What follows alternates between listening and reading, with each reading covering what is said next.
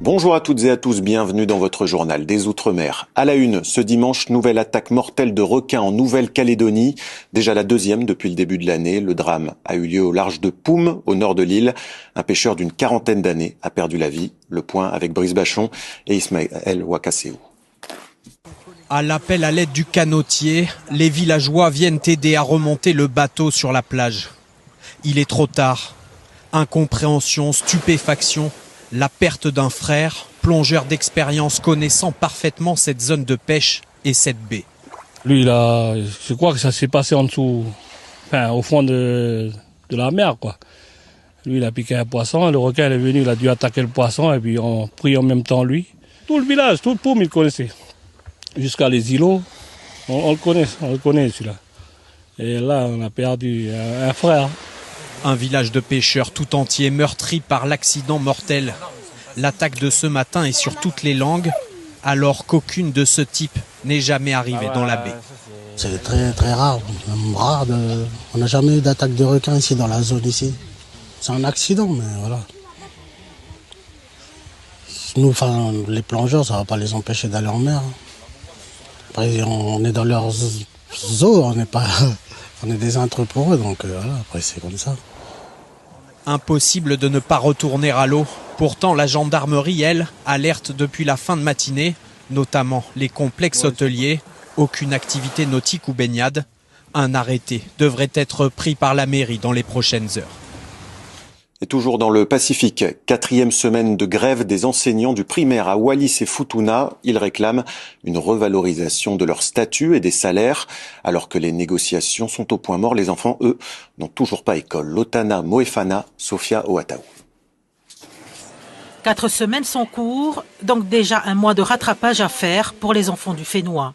Un retard d'apprentissage, des motivations, troubles d'apprentissage. Bref, la grève a un impact sur l'enfant si elle perdure sur le long terme, car la maison et les parents ne remplacent pas l'école. L'un complète l'autre, c'est-à-dire qu'à la maison, il y a papa, il y a maman, mais il n'y a pas les copains qu'il y a à l'école, il n'y a pas la maîtresse, il n'y a pas les dames de cantine, et les règles sont différentes.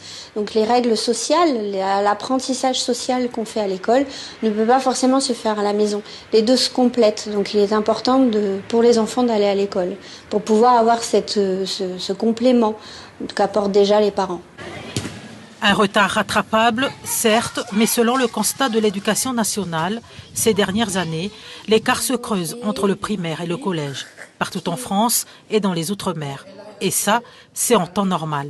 Donc ces coupures imprévues risquent d'aggraver la situation. Yvonna Hanissi, retraitée de l'enseignement, n'est pas pessimiste sur le rattrapage des cours.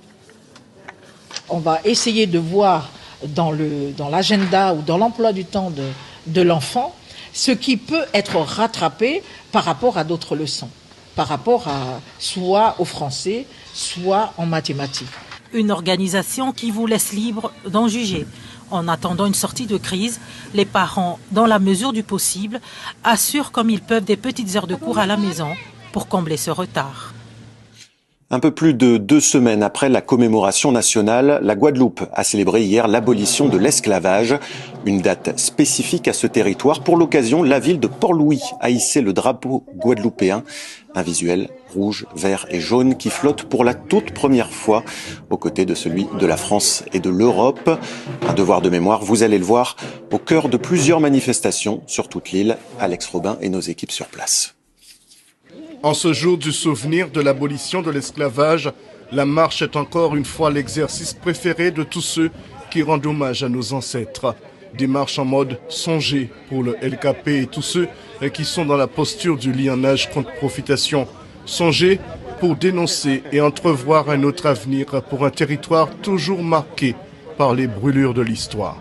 Pour nous, le 27 mai, c'est une date fondale dans l'histoire et mémoire à travailler et peuple Guadeloupe. Et dans l'histoire, nous avons l'autre crime que l'État français commet avec Mambloa et avec toute justice à incident et qui restait impuni. Et c'est encore une fois les victimes qui passaient pour coupables. C'est à l'initiative de la ville des Abîmes que des participants ont arpenté le boulevard des Héros. Du rond-point Ignace à celui de Delgrès, les marcheurs ont côtoyé ce passé qui interpelle encore de nos jours. Je pense que c'est un devoir de tout Guadeloupéen, descendant d'esclaves, de commémorer ce moment-là, très important, symbolique. Au MACT, l'ambiance est lourde. C'est le passé récent qui retient l'attention. Le volet social qui a agité le site a freiné les ardeurs, mais le personnel en voie de réhabilitation a voulu cependant honorer ce passé en envisageant d'autres perspectives pour le site de Darboussier. C'était vraiment important pour nous qu'on puisse voir que la mémoire, elle est effectivement valorisée par nous-mêmes, mais aussi qu'elle permet à tous les autres d'y être associés. À l'entrée du marque, il faudrait qu'on ait des stèles vraiment bien faites, avec des visages tels que Marie Scondé, Yassine Bastaro, en fait tous ceux qui ont fait la Guadeloupe, et la stèle du Nègre Marron peut être là. 27 mai, une étape pour revoir le cheminement humain sur cette terre marquée à jamais par les atrocités infligées par des hommes à d'autres hommes. Dans l'actualité également, la visite express de Bruno Le Maire en Martinique. Le ministre de l'économie et des finances s'est rendu à Sainte-Anne afin d'échanger avec les professionnels du tourisme.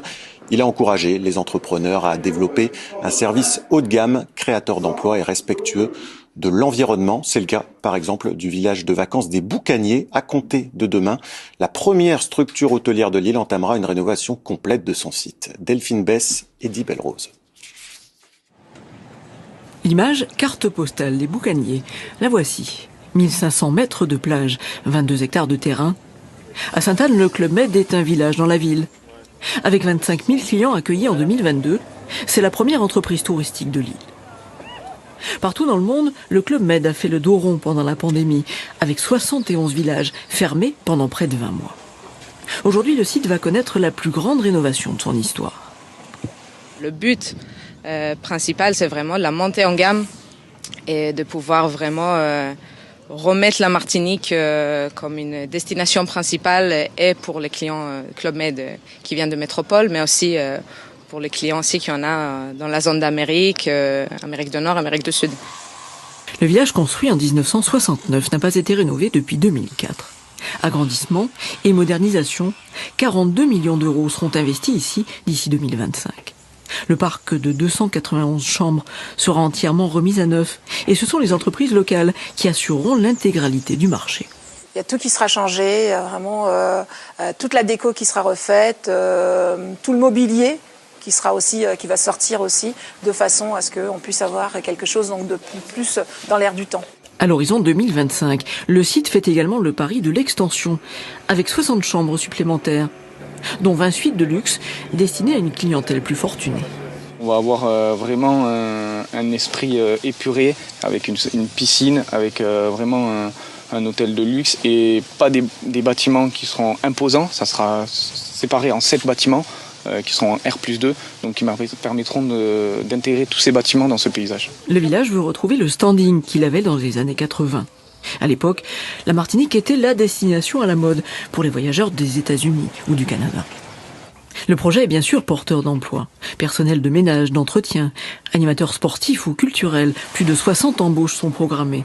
Les Boucaniers auront bientôt près de 400 salariés. Et voilà, c'est la fin de cette édition. Merci de l'avoir suivi. L'actualité des Outre-mer se poursuit en ligne et en continu sur lapremière.fr. Demain, vous retrouverez Kessi Weshoptaï pour votre journal. Bon dimanche.